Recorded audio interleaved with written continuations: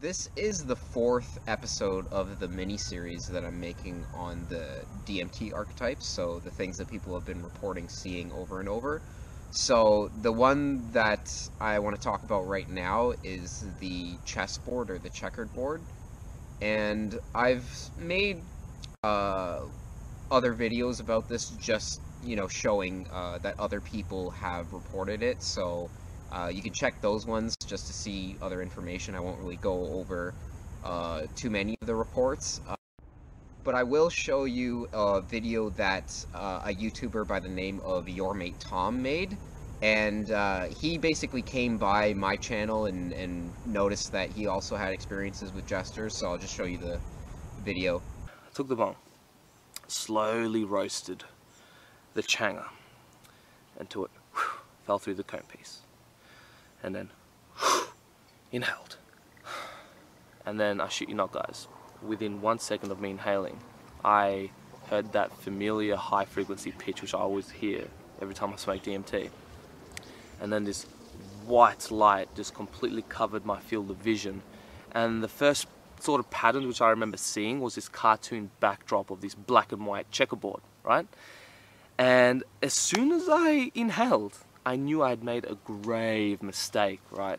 Because I felt all these negative entities just waiting for me. It's like they were waiting for me to enter this DMT realm, like, yes, we've got you, motherfucker, this kind of thing, right? Best way I can describe it is like, I transported into these lower realms, right? These Satan's playground type of vibe, full of these cunning, sinister, trickster type jester entities, right? And for a long time I was trying to figure out, what does this mean? What does this mean? I was reading so many trip reports of people going into that same realm, and that's why it leads me to believe that this can't just be mere hallucinations. And then I started looking at these artist renditions of those realms, those trickster, Satan's playground type realms, and I started to see pictures which resembled exactly where I went. I was like, oh my fucking god. So these are actually places that people can go, right? And it leads me to believe that DMT does give you access to the collective unconscious, which is deep rooted within all of us.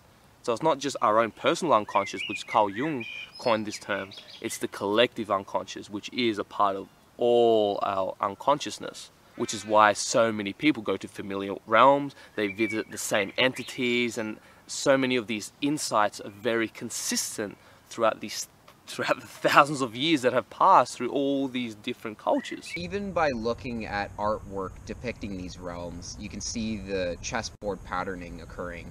And these are just images that I've seen from people. So I was looking on the internet for information about the symbolism or meaning behind this archetype, and I found a lot of information regarding Freemasonry. And it's funny that it has to do with Freemasonry, because my grandpa was actually a Freemason, and even at his funeral they had like some sort of secret ritual that they did at his funeral. I don't really know what it is. I'm sure people that are more knowledgeable have information about that. But there's definitely a lot of information that I want to get into. I'm just going to go over what I've researched in the few websites that I looked at the symbolism for this, and you guys can check them out too. I'll put the links down below. But basically they said that chess was an ancient game to test one's skill and strategy against one another. So there's strict rules to the game, and everyone has the free will to choose within the confines of the game. It is said that there is a meaningful similarity between the rules of chess and the overall rules and, governance of life itself. So Manly P. Hall, who is a author and a Freemason and a mystic, he said that in its symbolism, chess is the most significant games of all. It has been called the royal game, the pastime of kings, and like the tarot cards, the chessman represents the elements of life and philosophy.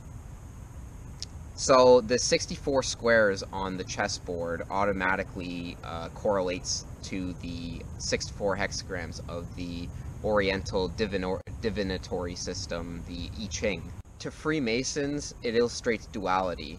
Others believe that it's evil, I've actually seen, you know, some people comment on Tom's video actually saying that the checkered board thing was evil, and I didn't know what he was talking about, and that's actually how I found this information.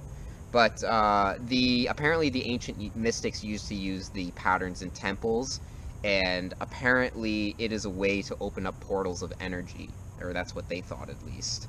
And the pattern would create an opportunity to connect with knowledge and to connect to higher realms.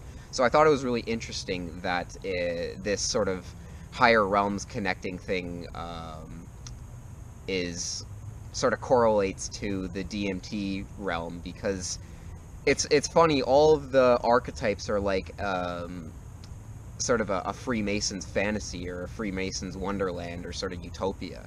It has all of the symbolism that they would sort of want to associate with.